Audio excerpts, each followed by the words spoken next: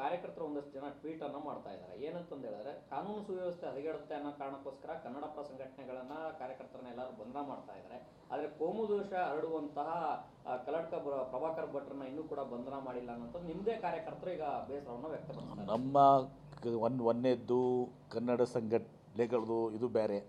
ಇವತ್ತೇನೋ ತಿಳಿದು ಆಗಿದೆ, ಅದು ಸರಿಪಡಿಸ್ಕೊಂತ ಕೆಲಸ ಆಗ್ತದೆ.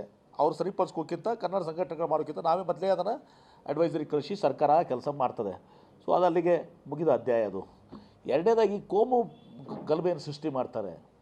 ಇದು ಉದ್ದೇಶಪೂರ್ವಕವಾಗಿದ್ದು, ಭಾಳ ದುರುದ್ದೇಶದಿಂದ ಕೂಡಿದಂಥದ್ದು, ಒಂದು ಕೆಟ್ಟ ಚಾಳಿ ಇದು. ಹೀಗಾಗಿ ಆ ಪ್ರಭಾಕರ್ ಭಟ್ ಇರಲಿ ಅಥವಾ ಇನ್ನಿತರ ಯಾರೇ ಇರಲಿ ಒಂದು ಯಾವುದೇ ಪಕ್ಷನವ್ರು ಇರಲಿ, ಯಾವುದೇ ಜಾತಿಯವರು, ಯಾವುದೇ ಧರ್ಮದವ್ರು ಇರಲಿ, ಇಂಥ ಕೋಮು ಭಾವನೆಗಳನ್ನ ಏನು ಬಿತ್ತುವಂಥ ಜನ ಇದ್ದಾರೆ, ಅವ್ರ ಮೇಲೆ ನಿರ್ದಾಕ್ಷಿಣ್ಯವಾಗಿ ಕ್ರಮ ಆಗಬೇಕು. ಇದು ನಮ್ಮ ರಾಜ್ಯ ಏನಿದೆ, ರಾಷ್ಟ್ರಕವಿ ಕುವೆಂಪು ಅವ್ರನ್ನ ಇವತ್ತು ಸ್ಮರಣೆ ಮಾಡಬೇಕು. ರಾಷ್ಟ್ರಕವಿ ಕುವೆಂಪು ಅವ್ರು ಹೇಳಿದಾಗೆ ಇದು ಸರ್ವ ಜನಾಂಗದ ಶಾಂತಿಯ ತೋಟ.